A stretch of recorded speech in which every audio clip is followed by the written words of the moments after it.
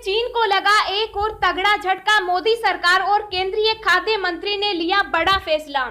जी हां, केंद्रीय उपभोक्ता मामले, खाद्य एवं सार्वजनिक मंत्री रामविलास पासवान ने चीनी उत्पादों के लिए अपने मंत्रालय का दरवाजा बंद कर दिया है। पासवान ने कहा कि उनके विभाग में अब कोई भी चीनी सामान नहीं आएगा और इस संबंध में सर्कुलर जारी कर दिया है। पासवान ने कहा कि इसके अलावा विदेशी वस्तुओं को भारतीय मानक ब्यूरो द्वारा तय मानकों पर भी परखा जाएगा। केंद्रीय खाद्य मंत्री के इस फैसले के बाद मंत्रालय और मंत्रालय के अधीन आने वाले विभागों व संगठनों में उपयोग की वस्तुओं की अब जो खरीद होगी उनमें चीनी उत्पाद शामिल नहीं होंगे। केंद्रीय खाद्य मंत्रालय के तहत भारतीय खाद्य निगम और सेंट्रल वेयर हाउसिंग कॉरपोरेशन जैसे संगठन भी आते हैं। रामदेव 30 मिनट बोले, तमाम बातें की, लेकिन पिछली बार की तरह नहीं। कहा पतंजलि ने कोरोना की दवा बना ली। जी हां, कोरोना की दवा बनाने का दावा करने के बाद बाबा रामदेव विवादों में आ गई। अब उन्होंने इस पर सफाई दी। उन्होंने कहा कि आयुष मंत्रालय ने उनकी तारीफ की है। मंत्रालय ने कहा कि पतंजलि ने कोविड-19 के मैनेजमेंट के लिए पर्याप्त काम किया है, यानी अच्छी पहल की है। पतंजलि ने एक सही दिशा में काम करना शुरू किया। रामदेव 30 मिनट तक दवा बनाने के दावे पर सफाई देते रहे। कई बातें की, लेकिन कहीं पर पिछली बार की तरह यह दावा नहीं किया कि पतंजलि ने कोरोना की दवा बना ली है। बाबा रामदेव ने कहा, ऐसा लगता है कि हिंदुस्तान के अंदर योग आयुर्वेद का काम करना एक गुनाह हो और सैकड़ों जगह एफआईआर दर्ज हो गई, जैसे किसी देशद्रोही और आतंकवादी के खिलाफ दर्ज होती हो। रामदेव ने कहा, अभी तो हमने एक कोरोना के बारे में क्लिनिकल कंट्रोल ट्रायल का डाटा देश के सामने रखा तो एक तूफान सा उठ गया। उन ड्रग माफिया, मल्टीनेशनल कंपनियां, माफिया, भारतीय और भारतीयता विरोधी ताकतों की जड़ें हिल गई। योग गुरु बाबा रामदेव ने बताया, उन्होंने कोरोना पर क्लिनिकल कंट्रोल का ट्रायल किया है। क्लिनिकल ट्रायल के जो भी पैरामीटर्स हैं उनके तहत रिसर्च की। अभी तक कोरोना के ऊपर क्लिनिकल ट्रायल हुआ है। इसके अलावा 10 से ज्यादा बीमारियों पर हम ट्रायल कर रहे हैं और उसमें 3 लेवल पार कर चुके हैं। बाबा रामदेव ने विवाद पर अपना गुस्सा भी जाहिर किया। उन्होंने कहा, लोग कह रहे हैं कि पतंजलि ने पलटी मारी, कोई अनुसंधान नहीं किया और कुछ लोगों ने तो मेरी जाति, धर्म, संन्यास को लेकर और अलग अलग प्रकार से गंदा वातावरण बनाने की कोशिश की। बदल गया आधार कार्ड से जुड़ा ये बड़ा नियम। अब इन कामों के लिए भी जरूरी हुआ आधार। जी हां, आज से कई नियम बदल गए हैं। आज से इनकम टैक्स और आधार से जुड़ा नियम भी बदल गया है। अब इनकम टैक्स रिटर्न फाइल करते हुए आधार नंबर का ब्यौरा देना जरूरी होगा। इसका मतलब ये है कि आज से अगर आपके पास आधार नंबर नहीं है तो आप रिटर्न फाइल नहीं कर सकते हैं। जुलाई से आधार की अहमियत बढ़ गई है। अगर आपके पास आधार नहीं है तो 1 जुलाई के बाद से आप पैन कार्ड भी नहीं बनवा सकते हैं। इतना ही नहीं, विदेश मामलों के मंत्रालय ने आधार को पासपोर्ट बनवाने के लिए अनिवार्य कर दिया है। 1 जुलाई के बाद अगर आपके पास आधार नहीं है तो आपका पासपोर्ट भी नहीं बन सकता है। बाबा रामदेव ने कहा, कोरोनिल और सवासारी पर अब कोई बैन नहीं, ये दवाएं आज से पूरे देश में मिलेगी।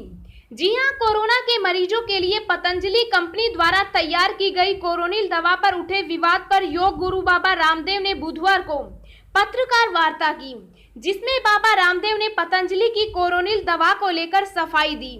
योग गुरु बाबा रामदेव ने कहा कि कोरोना के इलाज के लिए पतंजलि की कोरोनिल और स्वासिर दवा पर कोई कानूनी बैन नहीं है। अब यह कोरोनिल किट देश भर में उपलब्ध हो जाएगी।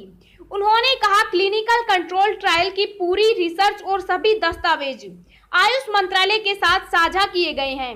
बाबा रामदेव ने कहा कि क्लिनिकल ट्रायल और रजिस्ट्रेशन दोनों प्रक्रिया में नियमों का पालन किया गया है। आम आदमी को लगा झटका, फिर महंगा हुआ एलपीजी सिलेंडर। जानिए नए रेट्स।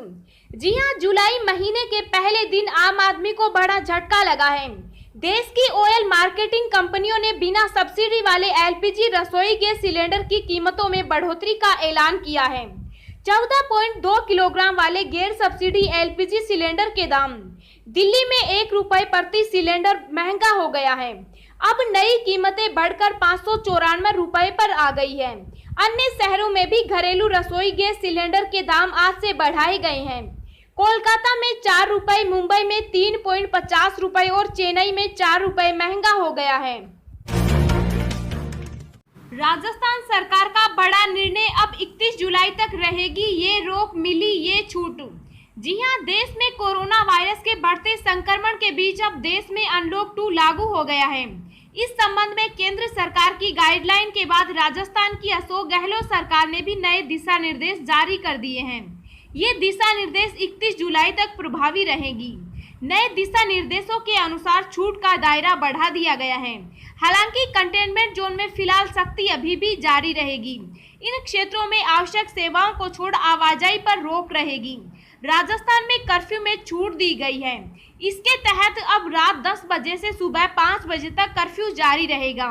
वहीं राजस्थान सरकार ने भी स्कूल, कॉलेज सहित अन्य शिक्षण संस्थान को 31 जुलाई तक बंद रखने का निर्णय लिया है। राजस्थान में 31 जुलाई तक कोचिंग संस्थान, metro, cinema, gym, swimming pool और धार्मिक समारोह पर लगी रोक बढ़ा दी गई है। अनलॉक 2 की अवधि में सिटी बसों, राजनीतिक, खेल, मनोरंजन सहित बड़े जमावड़ों पर रोक जारी रहेगी। बिहार सरकार ने जारी की गाइडलाइन, जाने स्कूल, कॉलेज खुलेंगे या बंद रहेंगे। जी हां, बिहार सरकार ने भी अनलॉक 2 को लेकर गाइडलाइंस जारी कर दी है। यह 31 जुलाई 2020 तक प्रभावी रहेगी। कोविड-19 संक्रमण को रोकने के लिए शर्तों के साथ अनलॉक 2 में पहले की तरह ही छूट दी गई है। राज्य सरकार के सभी विभागों और पुलिस सहित स्थानीय प्रशासन के सभी अधिकारियों को 1 जुलाई से 31 जुलाई तक अनलॉक 2 के दिशा निर्देशों को कड़ाई से पालन कराना सुनिश्चित करने का आदेश दिया है।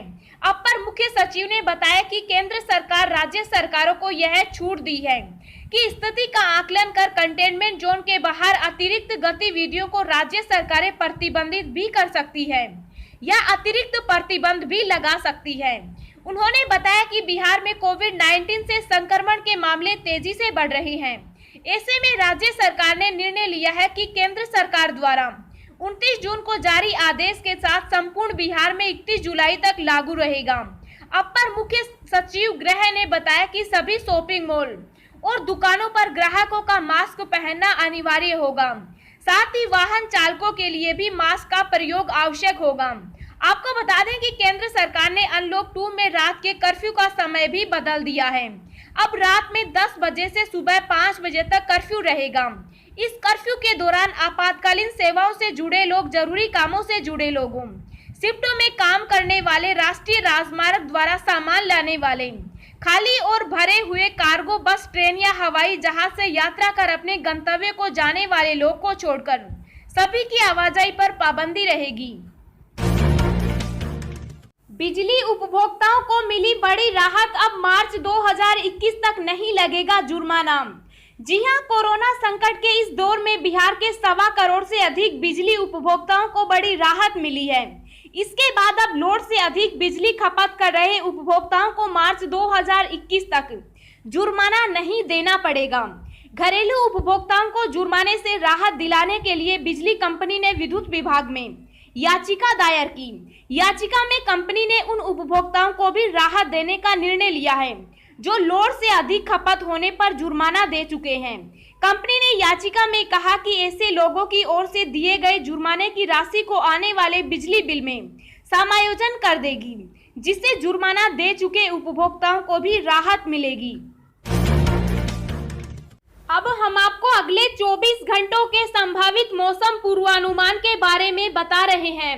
अगले 24 घंटों के दौरान मध्य प्रदेश के पश्चिमी और मध्य भागों में, कोंकण और गोवा, तटीय कर्नाटक, उप हिमालय, पश्चिम बंगाल, सिक्किम, असम, मेघालय और अरुणाचल प्रदेश में हल्की से मध्यम बारिश के साथ कुछ स्थानों पर भारी बारिश का अनुमान है। लक्षद्वीप, अंडमान व निकोबार द्वीप समूह, दक्षिणी आंतरिक कर्नाटक, केरल, छत्तीसगढ़, मध्य महाराष्ट्र, मराठवाड़, दक्षिणी राजस्थान, दक्षिणी गुजरात, ओडिशा के कुछ हिस्सों में, पूर्वोत्तर भारत और उत्तराखंड के कुछ हिस्सों में हल्की से मध्यम बारिश होने की संभावना है।